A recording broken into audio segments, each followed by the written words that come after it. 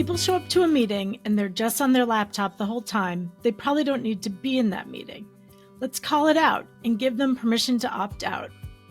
That's a quote from Matt Heinz in a sneak peek at today's episode.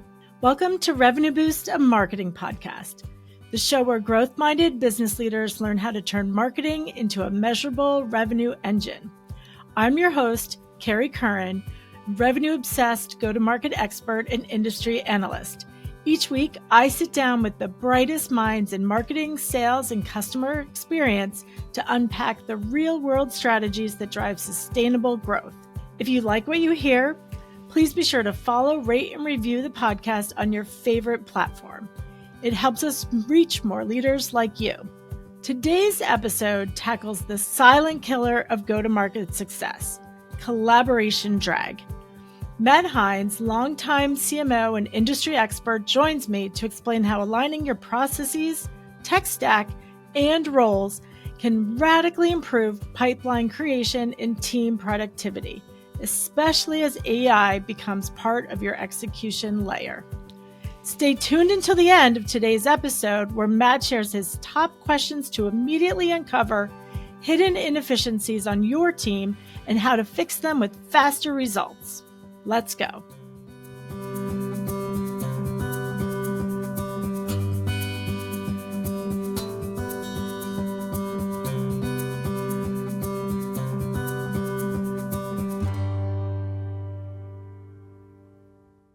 Welcome, Matt. Please introduce yourself and share your background and expertise. Yeah, thank you, Kerry. My name is Matt Heinz, founder and president of Heinz Marketing. We, for 16 plus years, have helped companies with long, complex sales processes create more predictable pipeline. Too often, companies in that environment do random acts of marketing and have lumpiness in terms of pipeline creation. So we focus on strategy, process, playbooks, helping sales, marketing, and customer success teams work more closely together to create more predictable, repeatable, and scalable pipeline moving forward. Excellent. Thank you, Matt. So I know you spend a lot of time talking with other CMOs and executives. So talk about kind of what are the common challenges that are coming up a lot that you see that brands really need help with? Yeah, I mean, there's a lot. I mean, the list is long, and I don't have time for it. The one that comes to mind first for me, the one that comes to mind first for me is actually this concept of collaboration drag. Mm-hmm. Gartner in 2024 said that fighting collaboration drag was a top 3 priority for CMOs, and it became even a bigger enough problem that in 2025 they said it's the number one thing CMOs should be addressing. Yeah. And the simplest way for me to sort of help you understand what I'm talking about is to ask this question. On average, how many meetings does it take for your company to produce a webinar? And when I asked that in a room of marketers, the audible, visceral groans is loud, right? Yeah. Because I mean, no matter what size your company, like, oh man, there's too many meetings, there's too much back and forth. It feels like even though we do webinars all the time, it's like we're making up the process every time, right? That is collaboration drag, right? That is when you are working through complex systems, and webinars aren't that complicated, but think about the complexity of go-to-market motions today, right? Mm-hmm. Where there's multiple channels, there's multiple steps, there's multiple buying committee members. Now we're asking sales and marketing teams to work more closely together. Now we're asking humans and AI agents to work more closely together. It is a mess. Yeah. And what happens is you've got projects that are delayed. You lose all of your agility as an organization, and you really risk losing your people to burnout by working these inefficient systems. And so as that complexity grows and isn't going anywhere, I think there's a reason why Gartner has this at the top of their list. It is unlocking the ability for CMOs to do more with less, which is sort of the anthem now from investors and boards.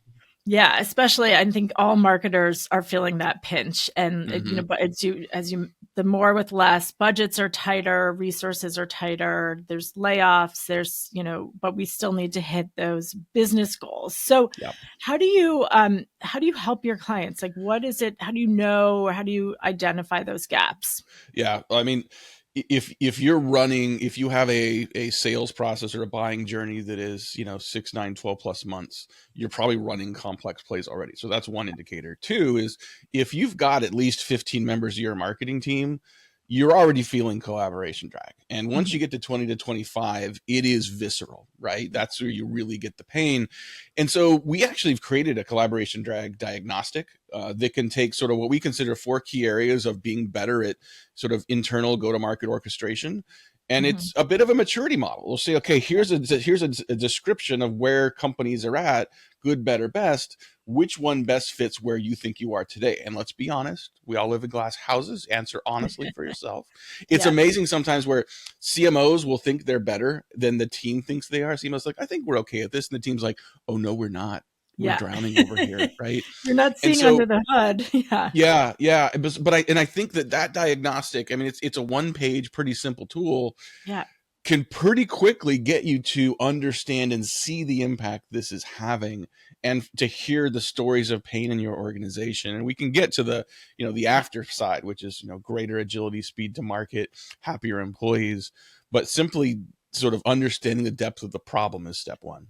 Yeah. So walk us through those 4 areas and what maturity looks like. Yeah. I mean, so the first one is just collaboration and communication, right? What channels Mhm. are you using? What meetings happen? What are the regular rhythms that your teams follow? Who's involved in those? I mean, so just kind of really almost an inventory of those, and then making sure that those are the right tools to be able to communicate and to collaborate with. So that's one.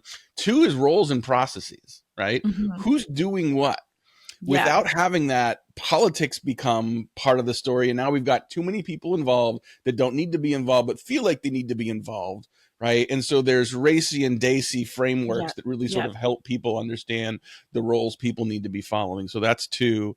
Yeah. And Three is the swim project lanes management. probably What's come into that? play. Swim lanes are probably important Swim lanes as are well. important, right? And I think Yeah. also, like, when you really sort of get down to like who's involved where, you have fewer people involved in things. You've Yeah. got the right people involved in the right projects, and you've got clarity for your people.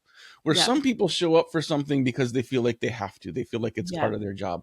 When you Mhm. give people permission to not be part of Yeah. that, Yeah. you have fewer people involved, you have faster decisions and faster progress, and people will thank you for taking things off of their plate.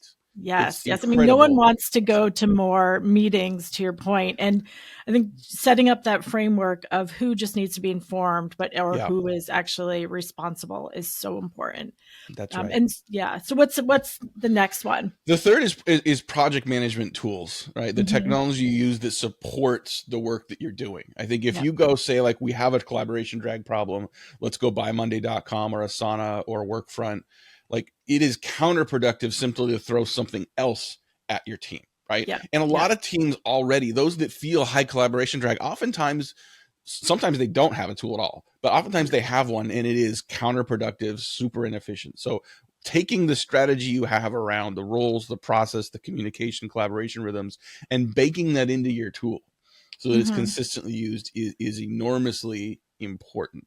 Yeah. Um, and four is kind of what I just refer to as like the strategy to execution motion. Hmm. How do you effectively take ideas and strategy and put them in motion and get them produced? Yeah. How do you take a documented strategy for a period of time and then incorporate new ideas Yeah. in midstream, right? It's the idea of like following a plan that you like, but also being agile for new ideas. And so it's really a rhythm of strategic alignment and planning and mapping that to how execution happens that Hmm. is really important. Because if we start, look, as you know, and as everyone probably listening knows, like, you start your day with a plan and then other things happen, Yeah. right? Yeah. So I can say, like, we're planning to do a webinar and an event and a field event and whatever else, and how do we produce those? Okay, we can talk about that.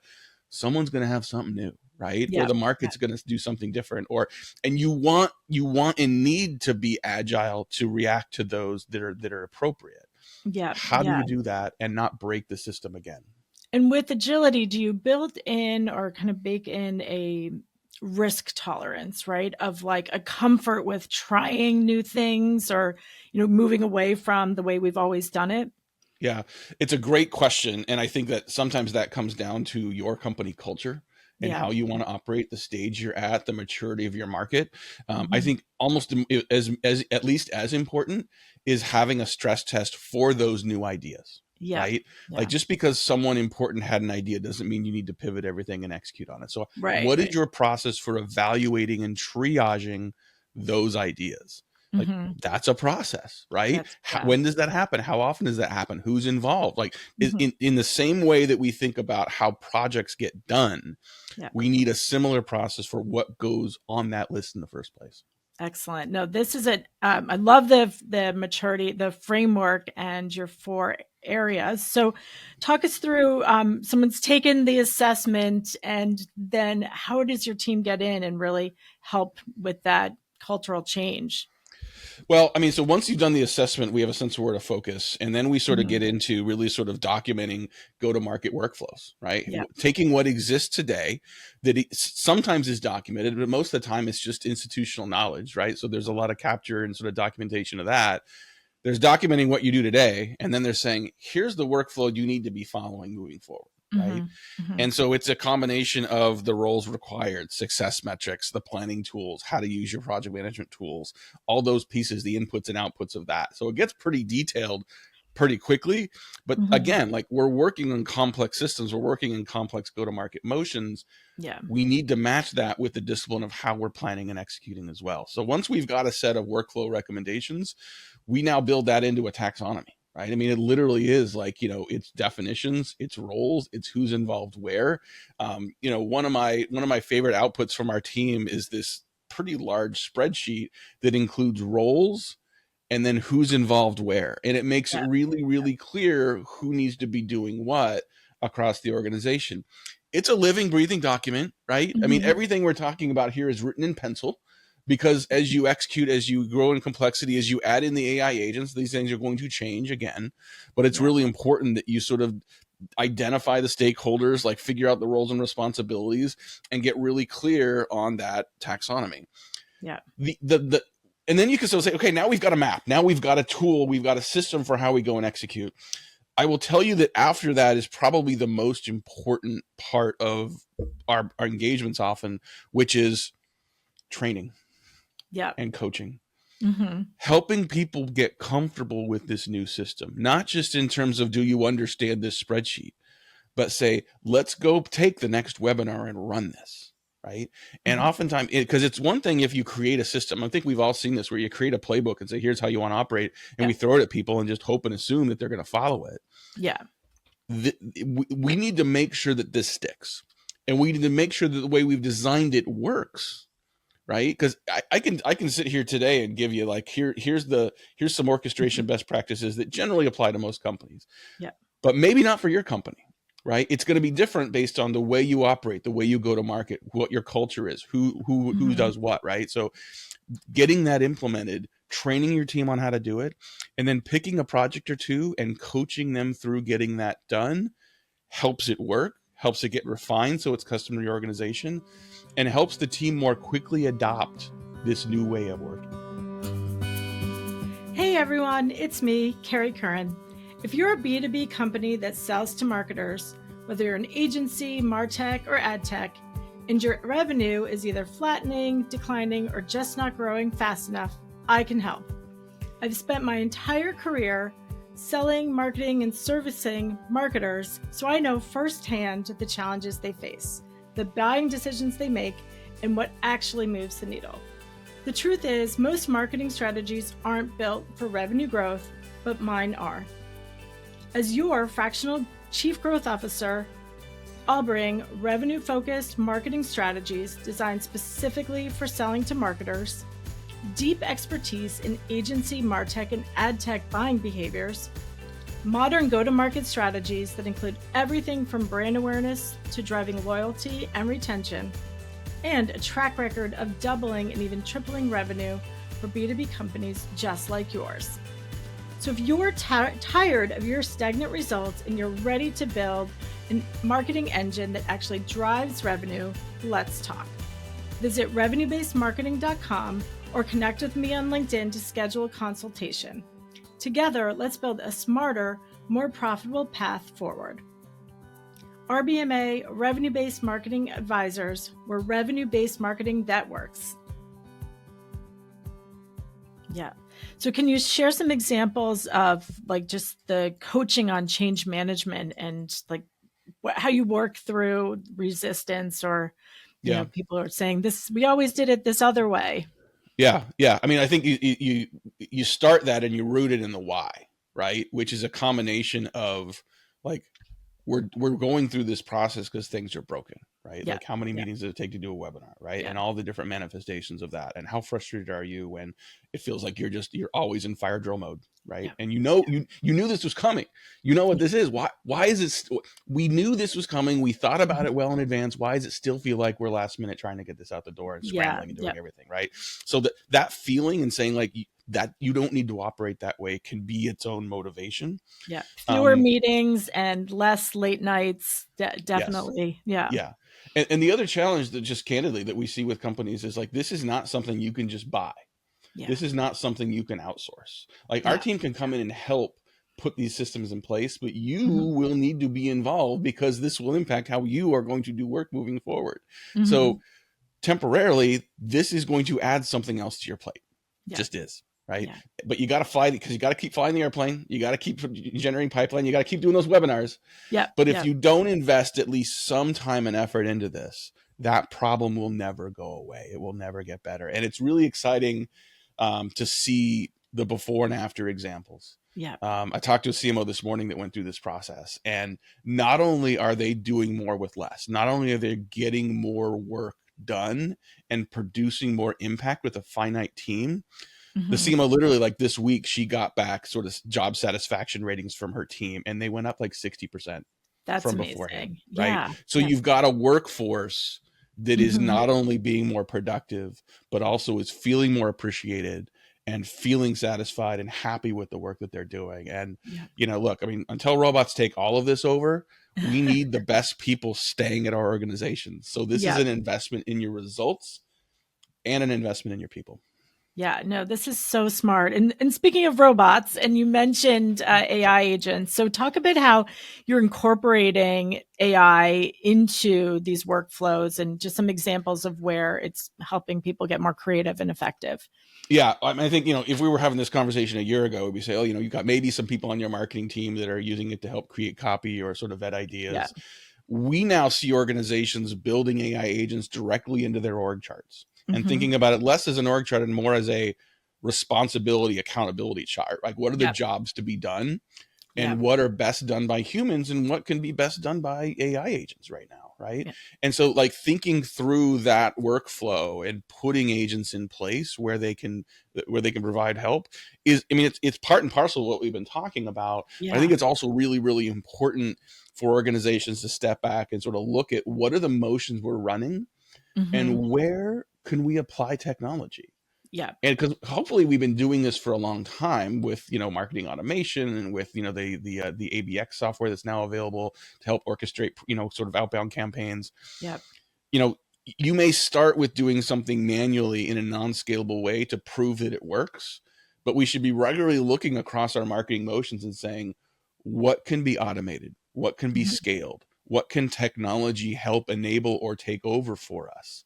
And increasingly the AI agents across lead management, appointment scheduling, content development, event post-production, there are just countless places where agents can do the work for you.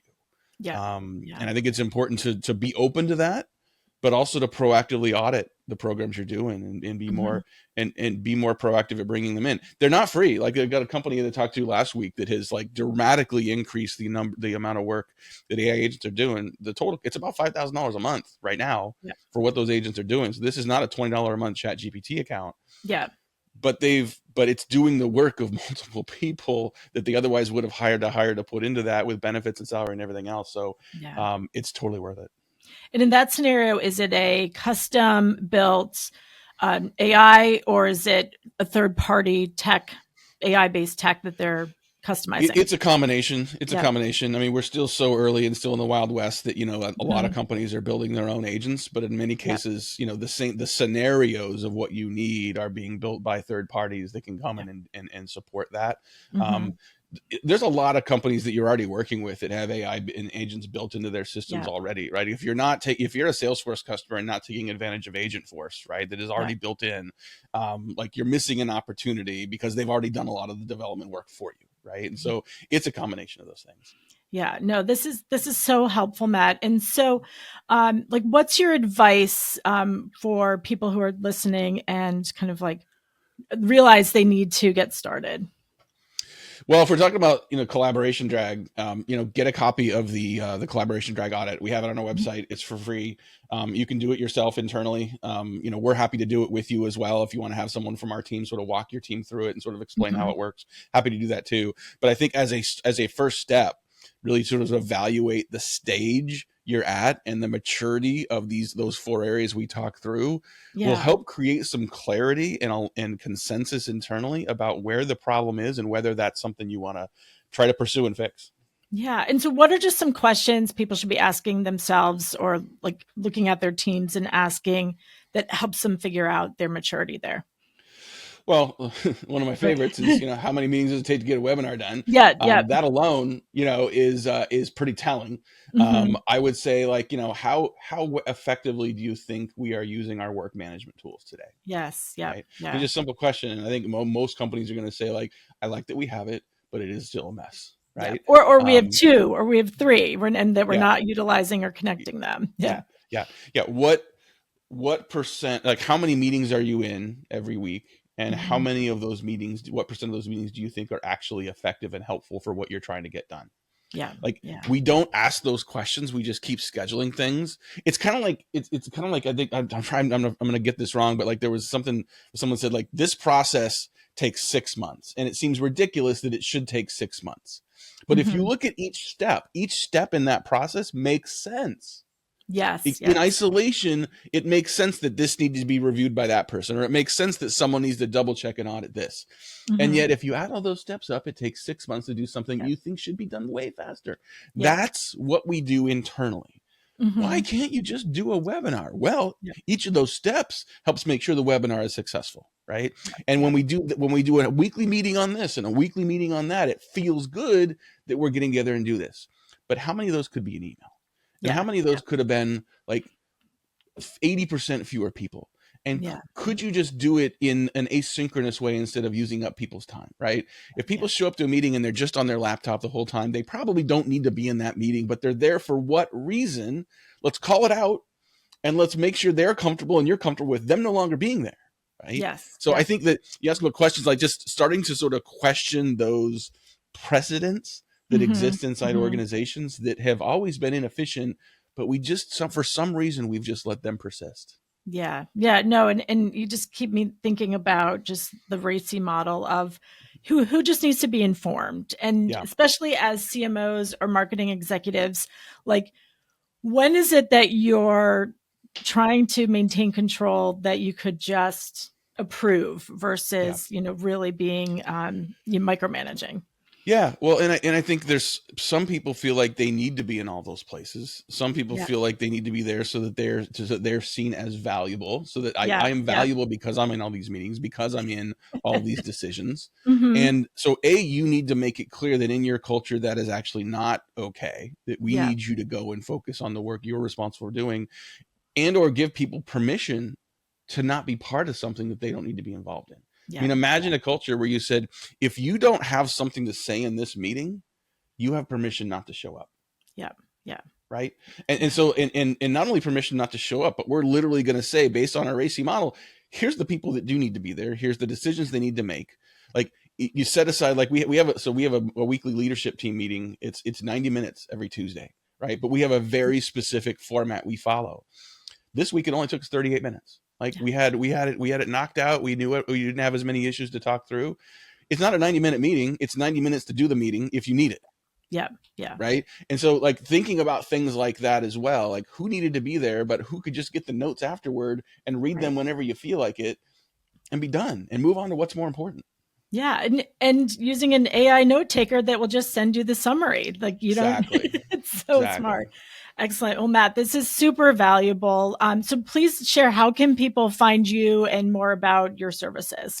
Yeah, HeinzMarketing.com. That's Heinz like the ketchup marketing.com. We got a ton of resources around marketing orchestration. Just do a search for marketing orchestration or collaboration drag. You're going to find the audit tool. You're going to find a ton of content that our teams put together as they continue to work through this program with companies.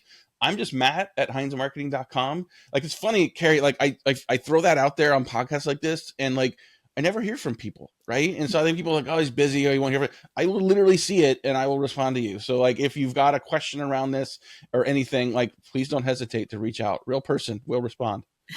Excellent. And you have a podcast? I do. Yeah. You want to tell us how to find podcasts? We've been doing Sales Pipeline Radio for about 8 years now. Wow. It's still going strong. Covers a lot of ground around go-to-market.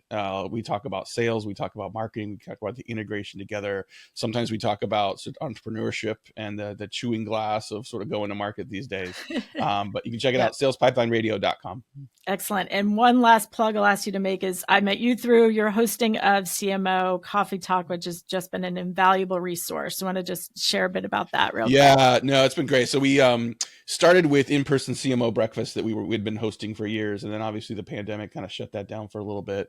We moved it online and it's still going strong. 3,500 CMOs and heads of marketing are part of it. We get several hundred that show up on Friday mornings for group discussions. You got to be a CMO or head of marketing to be in, but there's no pitching. We don't record Fridays so people can share honestly and candidly with each other. Mm-hmm. And as you know, Kerry, we cover a wide variety of topics. We talk about collaboration drag. We talk about sales and marketing alignment. We talk about imposter syndrome. We have a session coming up on how to negotiate your exit when you didn't have something documented in the first place, right? So issues that are relatable and of value to not just CMOs, but the people in the CMO job is what we cover. And it's a lot of fun. It's a lot of fun, and the caliber of your guests and the community is also amazing and valuable. So, Matt, thank you so much for your time today, and this was really helpful. Thank you. Awesome. Thank you. Thanks for listening to Revenue Boost, a marketing podcast. If this episode helped you identify areas to optimize your go-to-market engine, share it with a colleague who's stuck in the same cycle. Subscribe on Apple Podcasts, Spotify, or wherever you listen, and leave us a review if you're enjoying the show. And if you're ready to accelerate revenue by aligning marketing, sales, and customer success, visit revenuebasedmarketing.com to learn how we help teams move faster and smarter. Until next time, keep driving growth one optimized go-to-market motion at a time. We'll see you soon.